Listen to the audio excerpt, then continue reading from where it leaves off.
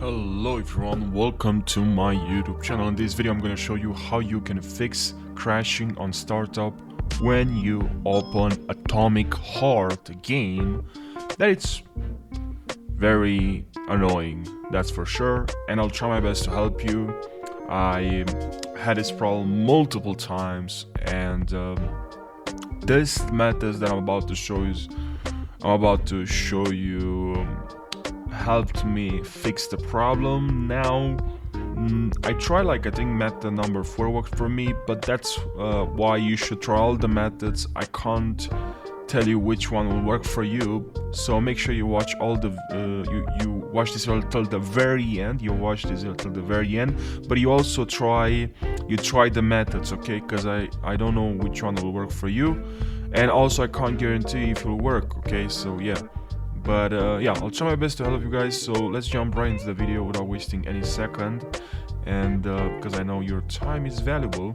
So the first method I have for you is just to go to Windows, and it's not just update your Windows.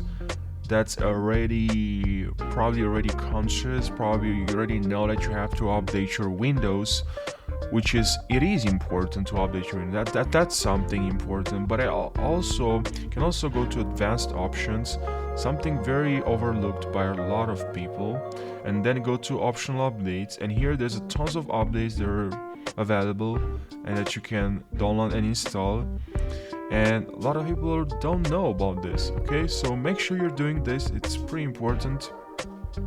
And the next step, let's go to device manager, and here you can also update your display adapters. I have here NVIDIA GeForce RTX, and I can go here to browse, let me pick, and here select your model and click on next, okay?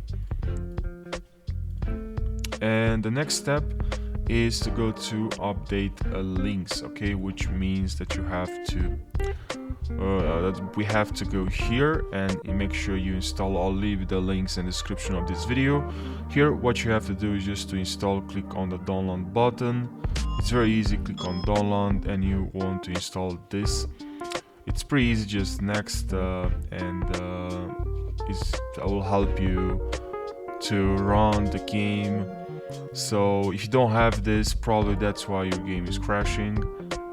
And now you also have to install Microsoft Visual C++, and from here click on here download. And the third link is for NVIDIA users. You have to download this. It's pretty important and it will do the work for you guys.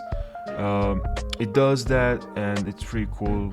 So what it does is just will look for drivers that are not up to date and will just update your drivers.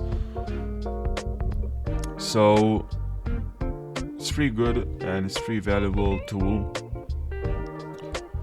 So now for AMD users, you can simply click on here on download now and install this tool, and it's gonna help you detect if there's any valid drivers that are not up to date. And yeah, that's what you have to do. Now we can also go to method number 4. This is gonna help you more with your FPS, but it's good. It's pretty good. I like doing this when I for some of my clients I like doing this. So here advanced options, make sure here you select 12 processors. Okay, I have 12, maybe for you it's more, maybe it's less, but select the maximum of processors that you have in this list. Okay, apply, and okay, exit without restart. And now the next method is to write here in CMD command prompt and run as administrator. And now make sure you type this command and you press enter. Okay, now you can also go to Steam and verify integrity of game files. It's pretty important. Go to the game and then go local files, and here click on verify integrity of software files. You can also go to browse after the verification After the verification has been completed, you can go to the location of the game and then click on properties, and here go to properties, and here click on compatibility, and make sure you check disable full screen optimization and run this program as administrator. Click on apply and OK. Perfect. Now the next step, you can also make sure you close all the apps when you open the game. Atomic Heart, make sure you close all the apps that you don't need while running the game.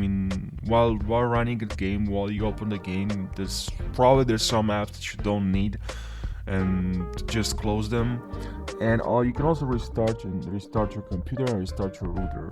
Okay, so I'll leave the links in the description of this video. Make sure you check them and install all the tools I told you about.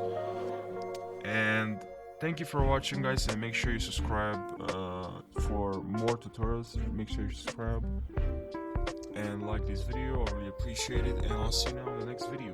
Take care.